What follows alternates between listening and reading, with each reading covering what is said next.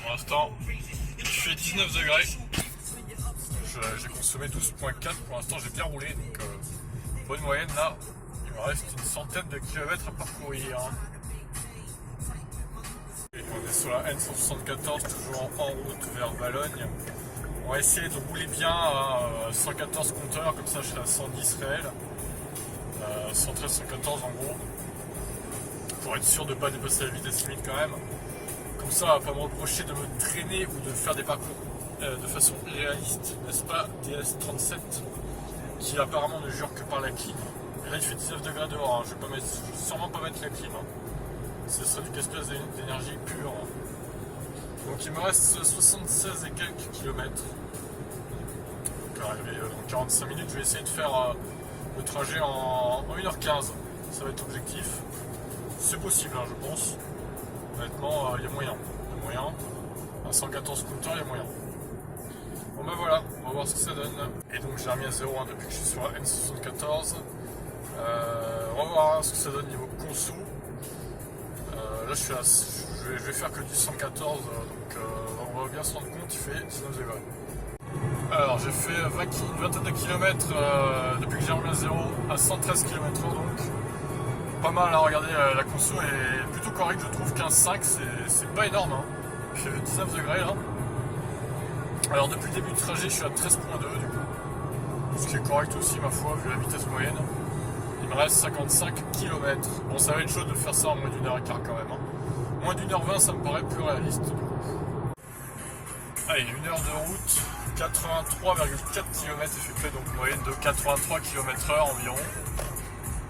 Ce qui est plutôt une bonne moyenne, sachant qu'il me reste encore pas mal de voies à 110. Donc cette moyenne va encore augmenter jusqu'à l'arrivée.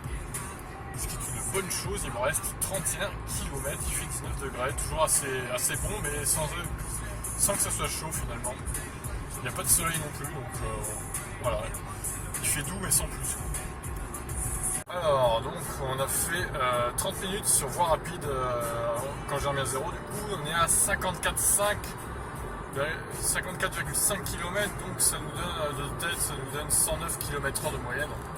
C'est quand même une très bonne moyenne sur voie rapide. Alors, ouais, ça se comprend parce que finalement je suis à 113 compteurs, donc réellement c'est 109 quoi à peu près. C'est tout bon. Et du coup, depuis que je suis parti, 94,7, 13,9, 1h06, il me reste 20 bornes. Ouais, 1h20, je vais mettre 1h20, je pense un peu moins, 1h18. Et niveau pourcentage, je suis à combien tiens? Parce que je suis parti avec 96. Ouais, j'ai enlevé à 19%, ça va encore. Donc voilà, on fera le petit point peut-être dans 10 km voir, et puis après arriver. Alors, on est à 105,4 km effectués, il me reste moins de 10 du coup. 1h12 pour l'instant, et sur voie rapide, 66,5 km, 15,3, c'est autour de. Ouais, c'est stable autour de 15,3, hein. 37 minutes de trajet. Et il me reste donc 8,7 km.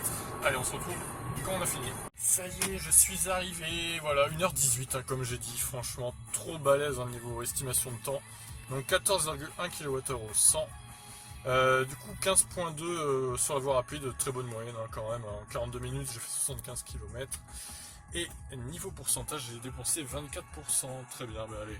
On se retrouve plus tard pour une prochaine vidéo. Ciao.